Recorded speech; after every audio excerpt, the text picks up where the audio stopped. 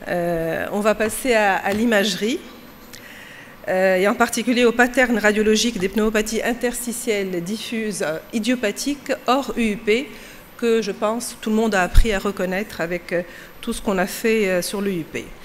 Donc ces pneumopathies interstitielles idiopathiques sont des maladies rares qui appartiennent au groupe plus large des pneumopathies infiltrantes diffuses, puisque le processus concerne particulièrement l'interstitium pulmonaire et il est fibrosant. Alors elles sont dans la classification classique que tout le monde connaît à ce niveau-là. Donc on a les PID de cause connue, dont vous avez les étiologies en dessous, les PID qui surviennent dans un contexte défini mais dont la cause est inconnue, qui comportent les connectivites, les vascularites, les granulomatoses, et celles dont on va parler, les pneumopathies interstitielles de cause donc inconnue, idiopathiques. Le chef de file, c'est la fibrose pulmonaire idiopathique dont je ne vais pas parler, et ensuite les autres, et je vais vous montrer la classification qui est plus détaillée sur la prochaine diapo. Cette classification donc, a été remise à jour en 2013, et cette classification, elle établit un lien en fait entre un aspect histologique de définition précise et certaines caractéristiques radiocliniques, et quand on dit radioclinique, c'est la TDM, donc on va parler que de la TDM, avec quelques images de radio en particulier pour la pneumonie organisée, parce que c'est assez caractéristique. Donc l'entité clinique idiopathique n'est reconnue qu'au terme d'une approche pluridisciplinaire et dynamique qui est faite dans les DMD, qui intègre donc l'évaluation clinique, la description TDM et l'aspect histopathologique pulmonaire quand une biopsie est réalisée. Ce qui veut dire que même après une biopsie, on revient en DMD pour retenir un diagnostic. Donc pourquoi? Pour éliminer, bien entendu, toutes les autres pathologies qui peuvent être associées à cet aspect avant de retenir le caractère idiopathique. Et il faut savoir que le diagnostic peut être également reconsidéré lors de l'évolution. Donc on peut avoir, lors de l'évolution, remettre en question le caractère idiopathique. Alors je passe avec ça. Alors voici la classification, 3 groupes. Les pneumopathies interstitielles idiopathiques classiques, celles qui sont chroniques et fibrosantes, la FPI et la PINS, donc je vais parler de la PINS. Celles qui sont subaiguës et aiguës, la pneumopathie interstitielle aiguë et la pneumonie organisée cryptogénique. Celles qui sont liées au tabac, alors c'est un peu curieux de dire liées au tabac, on dirait qu'il y a une étiologie alors qu'on parle des idiopathiques, mais elles sont classées quand même dans les idiopathiques parce qu'elles sont rarement justement non associées au tabac. C'est la bronchiolite respiratoire avec pneumopathie interstitielle et la pneumopathie interstitielle desquamative. Le deuxième groupe des pneumopathies interstitielles idiopathiques rares, la pneumopathie interstitielle lymphoïde, on la verra, la fibroélastose pleuropulmonaire et celle que je ne vais pas illustrer, la pneumopathie organisée fibrineuse aiguë. C'est une forme de pneumonie organisée qui est très grave et qui évolue rapidement en milieu de réanimation. Et enfin, le troisième groupe, les inclassables, celles où il y a une combinaison de plusieurs aspects qui ne permettent pas de poser un diagnostic de certitude. Alors là, je vous ai mis, en fait, pour ne pas confondre, à gauche, l'aspect histologique, pour que sur le plan terminologie, on sache de quoi on parle. Au milieu, le diagnostic clinique. Et à droite, en fait, toutes les pathologies qui peuvent être associées à cet aspect histologique. Pour voir, regardez le nombre de pathologies qui peuvent être associées à chacune des entités. Donc, quand on parle de pneumopathie interstitielle non spécifique, c'est la même entité, la même terminologie sur le plan anatomopathologique. C'est toujours la pneumopathie interstitielle non spécifique. La pneumopathie interstitielle aiguë correspond histologiquement à un dommage alvéolaire diffus. Vous voyez qu'il peut être idiopathique, mais il y a aussi le SDRA secondaire, en particulier aux infections, aux pneumopathies médicamenteuses. Quand on parle de pneumonie organisée cryptogénique, sur le plan histologique, c'est une pneumopathie organisée, avec toutes les étiologies qui doivent être éliminées avant de retenir le caractère idiopathique. Les pathologies liées au tabac, ça a la même terminologie, bronchiolite respiratoire avec pneumopathie interstitielle, aussi bien sur le plan en termes cliniques qu'histologiques. La pneumopathie interstitielle desquamative, même terminologie. Donc vous voyez qu'ils sont fortement liés au tabac. La pneumopathie interstitielle lymphocytaire, même chose, même dénomination clinique et histologique, liée aux connectivités, en particulier au syndrome de Gouge-Rojogren, mais elle peut être également idiopathique. Et enfin, la fibroélastose pleuropulmonaire, une nouvelle entité, qui peut être idiopathique, mais qui peut être également iatrogène, post-greffe, en particulier de moelle, et post-également médicamenteuse. On en a décrit également après immunothérapie. Alors, quelle est notre démarche diagnostique en imagerie? Alors, elle est forcément multidisciplinaire, forcément. Donc, le gold standard dans la prise en charge du DCPID, c'est la DMD ou la RCP, comme vous voulez. Donc, qui associe les éléments clinico-biologiques, la radiologie, en particulier le scanner. Je ne vais pas parler de technique, on n'a pas le temps, mais c'est un scanner qui doit être d'excellente qualité pour pouvoir l'interpréter correctement. Donc, les coupes fines, en inspiration profonde avec un filtre de reconstruction pulmonaire, et éventuellement des coupes en expiration, on le dit maintenant de façon systématique pour ne pas passer à côté d'une atteinte des petites voies aériennes, et bien sûr l'anatomopathologie, que ce soit par biopsie pulmonaire chirurgicale ou par cryobiopsie. Donc le scanner, rôle fondamental, et comprendre aussi que l'imagerie et l'anapath sont complémentaires, il n'y en a pas un qui a plus raison que l'autre, on est toujours ensemble. Alors première étape dans la démarche diagnostique, c'est éliminer toutes les pathologies qui peuvent donc donner un aspect qui est celui d'une pneumopathie interstitielle idiopathique avec les différentes entités qu'on va voir. Donc j'ai mis ici tout ce qu'il faut demander, les bilans immunologiques, la recherche d'une exposition environnementale, d'une exposition à un antigène particulier pour les PHS, etc. L'utilisation de médicaments pour les pneumopathies médicamenteuses, etc. Ensuite, on arrive à l'imagerie. Alors en imagerie, comment on fait? Comme toute PID, on commence par identifier les lésions élémentaires qui sont les épaississements septaux, les réticulations intralobulaires, les hyperdensités en verre dépoli, les kystes, les images kystiques en rayon de miel, les micronodules et les condensations. On va ensuite regarder leur répartition dans le plan axial et en hauteur. On va rechercher une distorsion architecturale et on va regrouper toutes ces lésions en ce qu'on appelle un pattern, qui est un mot anglo-saxon, mais qu'on a assimilé dans nos présentations. Et quand on a la chance d'avoir une évolution dans le temps, on ne va pas s'en priver. Et bien sûr, on va confronter au contexte clinique. Alors, quelles sont ces lésions élémentaires ? C'est les épaississements septaux, vous les voyez bien ici. Là, vous avez des lobules pulmonaires secondaires, mais dont les limites, qui sont les septa, sont réguliers et qui s'opposent justement à cet épaississement septal irrégulier que vous voyez très bien, avec au centre l'artère centrolobulaire. Là, vous avez les images kystiques en rayon de miel en plusieurs assises, plusieurs couches sous-pleurales. Là, vous avez une bronchiolectasie par traction avec un aspect un peu en tire-bouchon de la bronche qui arrive jusqu'à la plèvre. Là, vous avez des plages d'hyperdensité en verre dépoli avec un fond d'épaississement septal avec le fameux aspect de Crazy-Paving, mais sur ce fond de verre dépoli, vous voyez des bronchectasies, donc une distorsion architecturale avec une scissure qui est distordue. Là, vous avez la même chose, mais ce qu'il faut regarder ici, c'est que dans la répartition, vous avez un respect du liseré sous-pleural, et c'est un élément sémiologique important. Là, vous avez des condensations péribronchiques, vous voyez la bronche au milieu, et cette condensation qui entoure la bronche. Et là, vous avez des nodules, un petit peu répartis en sous la plèvre, avec un épaississement péribroncovasculaire. Donc voici toutes les lésions élémentaires sur lesquelles on va se baser pour avancer ou pour regrouper ces lésions en pattern et avancer un diagnostic. Premier pattern dont on va parler, c'est le pattern de Pins. Alors Pins, un mot sur cette entité, pneumopathie interstitielle non spécifique, qui était un petit peu un fourre-tout auparavant, il y a quelques années, mais qu'on a appris maintenant à reconnaître sur des éléments sémiologiques particuliers.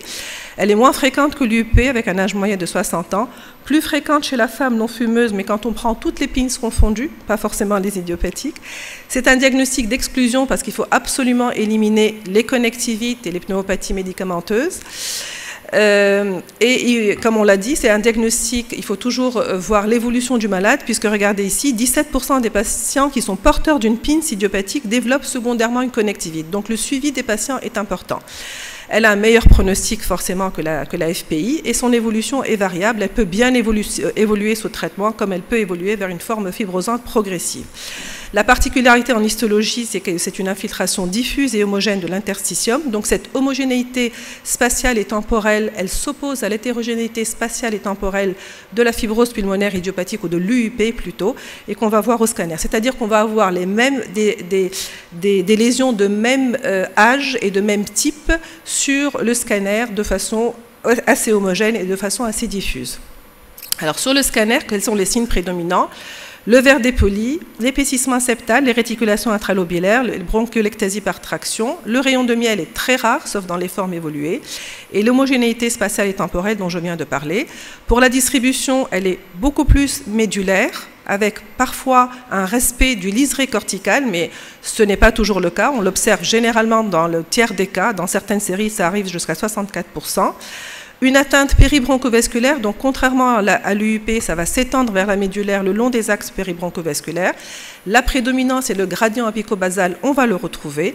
Et puis, un signe qui a été rapporté dans une étude avec quand même une fréquence assez importante, c'est l'atteinte de la partie centrale juxtadiaphragmatique. Donc, voici les images du verre dépoli, comme je vous l'ai montré, des épaississements septo-irréguliers, des bronches qui sont dilatées, donc une distorsion bronchovasculaire. Regardez les bronches qui sont dilatées au sein de ce verre dépoli. Et puis, vous voyez le respect de ce liseré sous-pleural qui est très évocateur d'une pince. Là, j'ai mis l'agrandissement. Et là, vous voyez le gradient crânio-caudal qui est évident sur cette reconstruction. Ça ne marche pas, voilà. Sur cette reconstruction coronale, c'est très important de faire des reconstructions coronales et sagittales pour bien voir la distribution en hauteur de ces PID. Un autre exemple, regardez ici, c'est le même que je viens de vous montrer, mais c'est surtout pour vous illustrer cette partie centrale juxtadiaphragmatique qui est très fréquente, rapportée dans 70% des cas. Regardez ici, c'est très évocateur d'une pince, alors que l'atteinte n'est pas très importante. Alors, 3 types de pinces, ça aussi certains le connaissent parce qu'elle évolue dans le temps. La pince type 1 cellulaire qui est faite de verre dépoli, la pince type 2 qui commence à fibroser avec des épaississements septaux, des distorsions que vous voyez très bien, bronchiques que vous voyez ici, et la pince type 3 qui est fibrosante, avec une fibrose bien installée, qui parfois donne le change avec une UUP. Donc là, j'ai triché un peu, je vous ai montré une pince de sclérodermie. Vous avez certainement reconnu la dilatation importante de l'œsophage que vous voyez ici. Alors, les causes, on les a vues, elles sont multiples. Donc, avant de retenir le caractère idiopathique, bien entendu, comme on l'a dit, éliminer toutes ces autres étiologies par un bilan immunologique. Et vous allez appliquer à la règle ce qu'a dit Dr Abdallah pour éliminer une connectivité associée. Alors, le diagnostic différentiel de ces pinces se pose principalement quand elle est fibrosante évoluée avec l'UIP. Elle peut également se poser quand il y a du verre dépoli prédominant, avec une PHS ou avec une pneumopathie interstitielle desquamative, en particulier chez le patient tabagique. Alors, je pense qu'il faut vraiment insister sur ce diagnostic différentiel important en DMD, entre l'UUP que vous voyez ici, avec une prédominance corticale évidente, une hétérogénéité spatiale. Regardez comme il y a des zones qui sont saines et des zones qui sont concernées, alors qu'ici, c'est une pince avec un verre dépoli, un épaississement septal et des lésions qui ont le même aspect sur le plan, sur le scanner à un temps T. Bien sûr, on va trouver le gradient crânio-caudal sur les deux types. C'est pas toujours simple, hein, bien sûr, et je vous ai mis des images pour vous illustrer une UIP à gauche qui est évidente, bien sûr, une pince à droite qui est évidente, n'est-ce pas? Et au milieu, qu'est-ce que vous diriez? Eh bien là, c'est pas évident. On voit une extension péribronchovasculaire, on voit du verre dépoli qui arrive dans la médulaire, pince au UUP, et la biopsie avait montré une UUP. Donc quand on ne sait pas, il faut aller biopsier, après avoir éliminé, bien sûr, une connectivite, une pathologie pour laquelle la pince peut être associée et pour laquelle on n'a pas besoin d'avoir une signature histologique. Donc je vous propose cette démarche diagnostique justement devant une suspicion, devant une pneumopathie interstitielle au scanner dont le pattern ressemble à une pince. Donc à gauche, on a éliminé, si vous voulez, l'UIP, les patterns typiques de certaines pathologies. On est ici, pattern de pince ou une PID indifférenciée ou inclassable. Et bien là, il va falloir considérer la biopsie chirurgicale ou la cryobiopsie, avec des contre-indications, bien sûr, qu'il faut respecter. Une fois qu'elle est faite, soit le pattern de pince est éliminé, soit il est retenu. Et là aussi, on revient en DMD pour justement chercher à savoir si elle est associée à une autre pathologie par les bilans immunologiques et suivre ces patients, et avant de retenir bien entendu le caractère idiopathique. Alors, je vous propose deux dossiers, enfin deux illustrations, d'un monsieur de 50 ans dont je vous montre le scanner. Vous voyez ici que c'est un pattern, les lésions élémentaires prédominantes, c'est le verre dépoli, et j'ai beaucoup de retard, j'ai essayé d'avancer. Beaucoup de verre dépoli, comme vous le voyez, des épaississements septaux. Quand on regarde la reconstruction sagittale, vous diriez qu'il y a peut-être une prédominance au niveau des bases. Vous voyez que l'apex est un petit peu plus respecté. Ce que l'on voit qui est intéressant, c'est la distorsion architecturale. Regardez ici les distorsions bronchiques et les bronchiolectasies par traction. Là aussi, alors, verre dépoli, épaississement septo, bronchiolectasie, cortex et médulaire atteint. On va éliminer l'UUP et on va plutôt évoquer soit une pince, soit une PHS, mais on n'est pas sûr, bien entendu. Le LBR n'était pas contributif et la biopsie a dû être faite, qui a confirmé la PINS. Je passe sur l'interprétation des images dans la patte que je dois à Dr Ayedi. Donc, premier exemple. Deuxième exemple, chez une femme de 40 ans, dont je vous montre le scanner, dyspnée stade 2, syndrome interstitiel sur la radio. Regardez son scanner. Là, en fait, il y a du verre dépoli, il y a des épaississements septaux. Il y a, comme vous le voyez ici, une distorsion architecturale avec des bronchiolectasies. Il y a une prédominance un petit peu, peut-être, au niveau du cortex, au niveau des bases, mais une atteinte assez diffuse. Qu'est-ce que vous diriez? Peut-être une PINS, peut-être une PHS, d'accord? Mais on n'est pas sûr. Et là aussi, on va aller vers la biopsie chirurgicale. Et la biopsie chirurgicale avait montré, contrairement à ce qu'on imaginait, une UIP. Pour dire que quand on ne sait pas, on va aller vers la biopsie. Et il y a beaucoup d'UIP qui se présentent sous cette manière-là. On le voit à travers les DMD. Quand on ne sait pas, eh bien, on va devoir aller confirmer chirurgicalement. Deuxième PID idiopathique en termes de fréquence, la pneumopathie organisée cryptogénique, qui se traduit radiologiquement par des opacités alvéolaires migratrices bilatérales qui ont donc la particularité de migrer sur les radios successives, excellente corticosensibilité, rechute fréquente. Là aussi, il va falloir éliminer les diagnostics, les pathologies associées avant de retenir le caractère idiopathique. Un exemple en radio, regardez ici, 4 juillet 2013, 22 juillet 2013, on voit que celle-ci a régressé, vous voyez, celle-ci aussi un petit peu. On avance et vous voyez qu'elles ont également changé d'aspect et de siège et donc le diagnostic peut déjà être évoqué sur la radiographie du thorax. Alors au scanner, comment ça se présente? Des foyers de condensation péribronchiques ou sous-pleuraux, parfois centrés par une bronche. Parfois la forme est assez particulière, ça peut être une forme nodulaire qui peut donner le change avec même des pathologies tumorales. Ça peut être une bande courbe sous-pleurale et on peut avoir l'aspect très joli d'halo inversé ou d'atoll, on aimerait bien y être. Les autres signes, le verre dépoli, des micronodules, des nodules acinaires, des épaississements septaux, très rarement, une excavation qui peut donner le change avec une pathologie tumorale. Voici, regardez des images typiques de condensation parcourue par une bronche ici, du verre dépoli, des condensations plus larges. Un autre exemple typique de l'aspect d'image en atoll, je vous montre un atoll, juste pour vous faire rêver. Et puis, un autre exemple également où on voit un petit peu de distorsion architecturale qui s'associe à ces condensations qui ont une prédominance périphérique et lobaire inférieure. Donc, plusieurs images de pneumonie organisée. Le diagnostic différentiel doit être réfléchi, enfin, il faut y penser devant des condensations chroniques.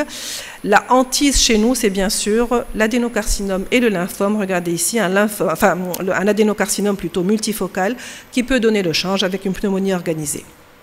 La pneumopathie interstitielle aiguë, c'est histologiquement un dommage alvéolaire diffus. C'est ce qu'on appelle l'Amann-Rich, c'est le SDRA idiopathique, qui n'est pas donc secondaire à une pathologie, en particulier infectieuse ou d'une autre origine. Alors, on ne parle pas d'SDRA sur le scanner, bien entendu. Le SDRA est une entité clinique qui est diagnostiquée par les réanimateurs généralement. C'est un diagnostic d'élimination, donc la pneumopathie interstitielle aiguë, parce qu'il faut vraiment éliminer toutes les autres pathologies qui peuvent donner des aspects particuliers, en particulier en réanimation, les infections, l'OAP. Histologiquement, c'est une atteinte des 3 couches de la membrane alvéolo-capillaire. Quand on dit diffuse, ça ne fait pas référence à l'atteinte diffuse du parenchyme, mais c'est à l'atteinte diffuse de cette membrane alvéolo-capillaire, avec une atteinte de l'endothélium vasculaire, de l'épithélium alvéolaire et de l'espace interstitiel entre les deux, avec un afflux de cellules inflammatoires, de membranes hyalines, qui va évoluer dans la phase d'organisation, au bout d'une semaine d'ailleurs, vers une prolifération fibroblastique avec un collapsus alvéolaire et des signes de distorsion qui apparaissent très vite. Donc voici les images d'une phase aiguë exsudative, où vous voyez du verre dépoli, des condensations gravitodépendantes, donc ce qu'on voit au scanner, c'est des condensations qui prédominent aux parties inférieures des poumons, du verre dépoli ailleurs, et la particularité, c'est cet aspect hétérogène en mosaïque avec des zones qui sont respectées au sein de ce parenchyme pulmonaire qui est atteint de façon assez diffuse, et on peut voir également les complications que vous voyez ici, le pneumomédiastin et le pneumothorax, parfois secondaires aux complications de la ventilation artificielle. L'évolution, regardez ici, ce n'est pas nos images à nous. Vous voyez un SDRA à la phase aiguë, une pneumopathie interstitielle aiguë à la phase aiguë et à la phase exsudative, à la phase d'organisation, au bout de 5 semaines, où vous voyez apparaître les distorsions architecturales. Alors, les pathologies liées au tabac, je vais aller très vite. C'est d'abord la bronchiolite respiratoire dont je ne vais pas parler parce qu'elle ne s'associe pas à une pneumopathie interstitielle, mais c'est la bronchiolite respiratoire avec pneumopathie interstitielle. Ce sont des micronodules centrolobulaires, du verre dépoli et des épaississements septaux, et la pneumopathie interstitielle desquamative. En fait, ce sont deux formes qui sont, où il y a un continuum entre les deux. Généralement, ça commence par une bronchiolite respiratoire qui s'associe à une atteinte interstitielle. Les macrophages sont dans les bronchioles et dans les alvéoles péribronchiolaires, avec une prédominance centrolobulaire. Et puis, quand l'atteinte est prédominante au niveau des alvéoles, on va parler de pneumopathie interstitielle desquamative avec du verre dépoli prédominant. Alors, je vous montre une bronchiolite respiratoire avec pneumopathie interstitielle, avec du verre dépoli et des micronodules centrolobulaires, regardez ici, prédominants, avec quelques zones de piégeage expiratoire. Et puis, la pneumopathie interstitielle desquamative, dont je vous montre un exemple au scanner, et mon temps est terminé, et pourtant j'ai encore quelques diapos à vous montrer. Je peux prendre 2 minutes ? 2 minutes. Des hyperdensités en verre dépoli bilatérales et symétriques, regardez ici, qui prédominent au niveau des lobes inférieurs avec des épaississements septaux. Ici, ce sont des fausses images de kystes, parce qu'en fait, chez ces patients tabagiques, il y a souvent de l'emphysème centrolobulaire, et quand il y a du verre dépoli sur de l'emphysème, on va avoir de fausses images kystiques, regardez ici, qui disparaissent totalement, qui laissent place à l'emphysème. Donc là, c'est une pathologie très particulière qu'on corrèle, forcément, on a un patient grand tabagique, plus de 30 paquets années, avec une alvéolite macrophagique importante au LBA, et c'est là qu'on va évoquer le diagnostic. Excellente corticosensibilité avec l'arrêt du tabac, et donc le diagnostic, il est aussi évolutif quand on suit le patient. On arrive aux pneumopathies interstitielles rares. Je vous illustre la pneumopathie interstitielle lymphoïde qui survient sur un terrain de dysimmunité quand elle est associée à un Gougerot-Sjogren en particulier, mais qui peut être également idiopathique. Sur le plan sémiologique, qu'est-ce que c'est? C'est du verre dépoli, c'est des kystes dont la signification est assez particulière parce qu'on a une infiltration du tissu lymphoïde autour des bronchioles qui fait qu'il y a une expansion de l'espace aérien en aval, l'épaississement péribronchovasculaire, les micronodules et les adénomégalies. Vous voyez un exemple de ce que je viens de dire, des micronodules, un épaississement péribronchovasculaire, et ça, c'est les fameux kystes dont je vous ai parlé. Ce qu'il faut retenir, qui est important dans la LIP, c'est la possible dégénérescence en lymphome, et je vous montre un exemple d'une LIP avec des images kystiques et une atteinte lymphomateuse à la fois hépatique et splénique. Je termine, alors il y a des diagnostics différentiels, je termine par la fibroélastose pleuropulmonaire, à laquelle il faut penser maintenant de plus en plus. C'est une fibrose pleurale et sous-pleurale qui prédomine dans les lobes supérieurs et qui se traduit par des condensations sous-pleurales avec un épaississement pleural biapical. Chez nous, le principal diagnostic différentiel, bien entendu, c'est des séquelles de tuberculose, mais l'évolution n'est absolument pas la même, et le terrain non plus, puisque dans les antécédents, on ne retrouve pas d'atteinte tuberculeuse. C'est une pathologie qui est grave, puisqu'elle mène à la mortalité dans 40% des cas. Je vous montre un exemple sur lequel on s'est fait avoir, mais qui est important de vous montrer. C'est une femme de 48 ans, sans antécédents, tout sèche, dyspnée. Voici son premier scanner en 2019. Vous voyez qu'il y a un épaississement septal qui nous paraissait à l'époque micronodulaire, une prédominance au lobe supérieur. À l'époque, on avait évoqué une sarcoïdose. Biopsie chirurgicale en 2020, parce qu'elle a été mise sous corticoïdes sans amélioration, qui avait conclu à une UUP. Évolution, regardez l'évolution de 2019, 2022 en janvier et 2022 en juillet. Vous voyez l'évolution fibrosante qui est évidente avec la rétraction des lobes supérieurs que vous voyez. En 2022, en décembre, elle fait un pneumothorax, de nouveau biopsie, et là, la coloration à l'orséine avait fait le diagnostic d'une fibroélastose pleuropulmonaire. Cette dame a eu la chance de pouvoir être transplantée en France, et pour l'instant, Inch'Allah, ça continuera, elle se porte bien. Vous voyez l'évolution scanographique de cette fibroélastose pleuropulmonaire.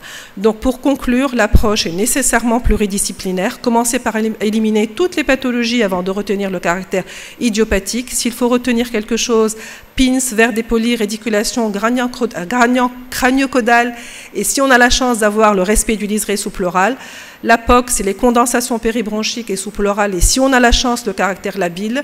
Les pathologies liées au tabac, c'est les micronodules centrolobulaires, le verre dépoli pour la DIP, et souvent on a des lésions qui sont liées au tabac, comme l'emphysème, l'épaississement des parois bronchiques, la LIP, kyste, micronodule, verre dépoli, attention au lymphome, et la fibromélastose pleuropulmonaire, il faut commencer à y penser, même chez nous. Voilà, je vous remercie et désolé pour le passement.